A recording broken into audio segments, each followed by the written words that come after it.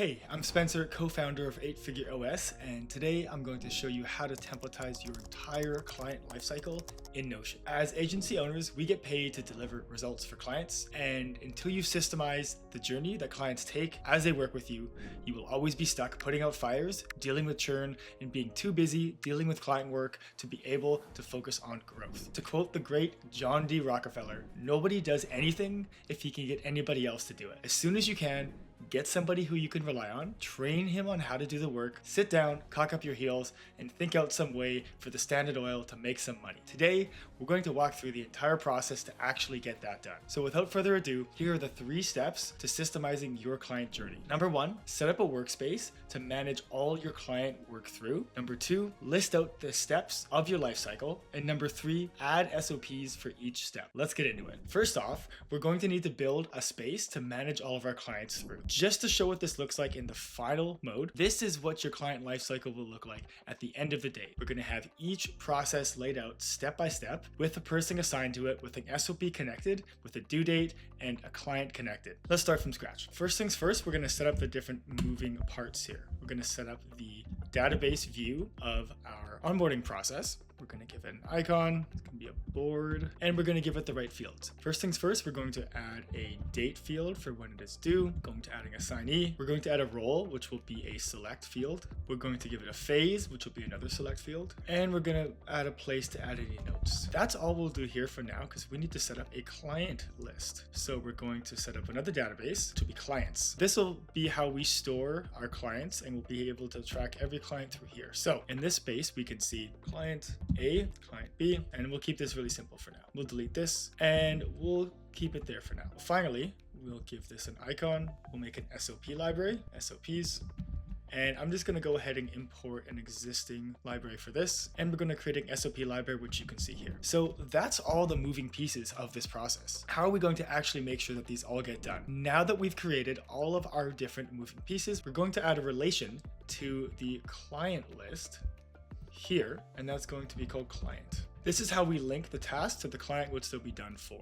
We're going to add a status category, which will show the status of the task as it's going through the process. We're going to want to have it in review stage as well, just in case anything needs to be reviewed by another member of the team. Put this over here. And now we're going to set this up as a task database. So a task database just needs to have an assigned to property, a status property, and a due date property. And what this allows you to do is when your teammates show up in their home space in Notion, every single task database can be combined into one, and they can see everything they need to do on that day, on that week, on that month, all in one place. So this will allow your teammate to much more easily use this. This is the structure of the database, but we will need to set up different views for different members of the team. So we're going to set up one view, which is going to be my tasks, and that's going to be where assigned to is me. Now, every member of your team can log into the my task view and see everything just assigned to them. So mine, person, and it's going to be there. This is where most of your team will live. Now, finally, we want to turn off subtasks for this view. We're going to throw it as a flattened list for this view just so that everybody can see only their tasks assigned to them. We're going to add another view, which will be in progress, and the in progress view will only show tasks which are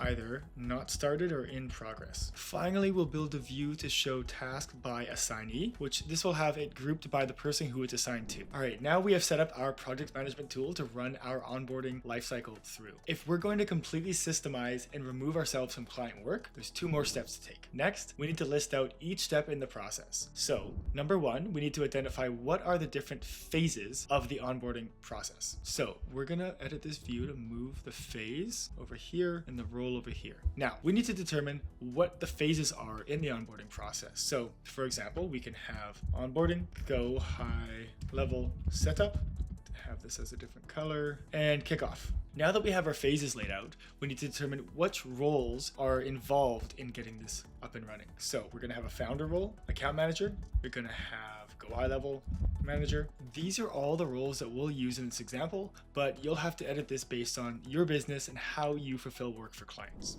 There might be more, there might be different roles, but ultimately it's about making sure that each task can be assigned to a specific person on your team to make sure that they get the job done. So now that we've set up our project management tool to be able to manage the onboarding, we need to describe each step in detail that needs to happen throughout the client lifecycle. This will take some time and this will take some thought, but once you've written this down, you're going to be be able to make sure that each step in the process can be done by somebody else in a systematic way. Now, the first step that'll generally happen is sending the client welcome email. The way to determine all of the different steps that you have to do in your onboarding process is next time you onboard a client, just write down every different activity that you do. Here's a cheat sheet for what you can probably expect to need to do throughout your onboarding process. This is for a lead gen agency, but yours might be similar. For example, you'll need to send a client welcome email. You need to make sure that they received it, that they filled out the onboarding form. You need to set up your billing, send your contract, set up a strategy call. These are all different tasks that you may or may not have. Just list yours out and make sure it's accurate to what your business does. A couple of considerations here. Remember to include all client communications and make a template for each of those so that your account manager can just copy and paste that and send the update in a consistent manner.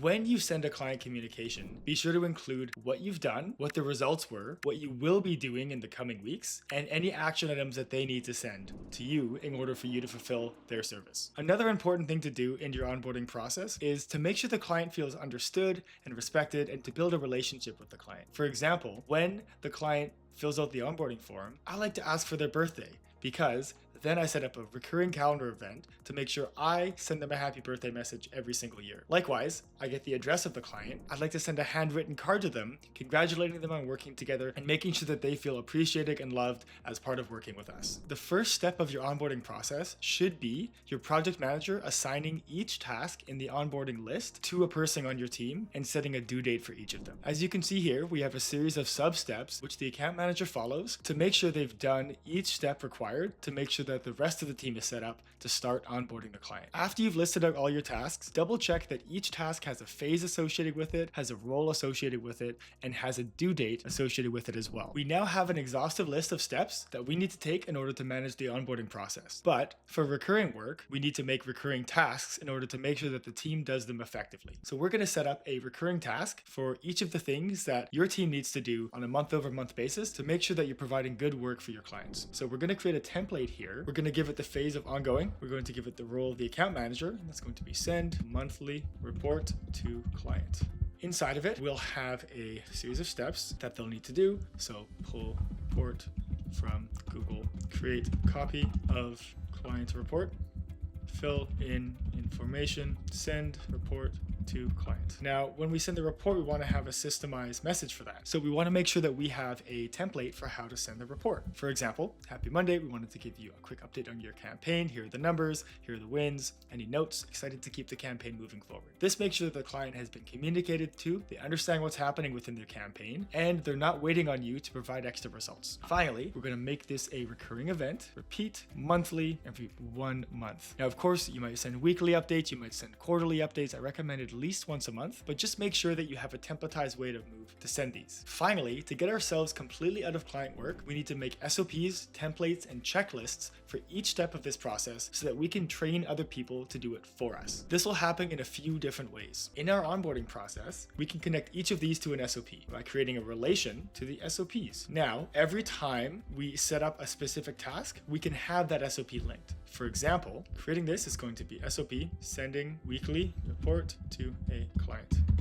Here's an example of a completed SOP on how to accomplish this. There's a video that your team can follow, definition of done, required resources that they need, step-by-step process on how to complete it, the templated version of what they need to send to the client, quality control and decision-making that they need to follow, and any related resources that they might want to include. In order to fully systemize our client lifecycle, we need to have an SOP for each phase of this process. Now, it's going to be a lot of work to build out in the first time. However, once you systemize how you do these, you're able to train somebody on your team to be able to do it for you. If there is a checklist that you need to include, I suggest adding that directly into the task so your team member can check it off as they go through it. In this finished example, you can see the founder is only required to do a very few number of steps. We have to set up billing, send them a handwritten card, but everything else happens through the team. Instead of needing to take hours and hours for every single client on an ongoing and a onboarding basis, you're able to delegate the entire work to other members of your team so that you can focus on other things. So now we're ready to run. Train your team on using the system, onboard a project manager to make sure that everything is completing on time, and go think out some more ways to make some money. And that is how you templatize your client lifecycle in Notion. If you'd like to learn more about how to make your onboarding process exceptional, check out this video over here.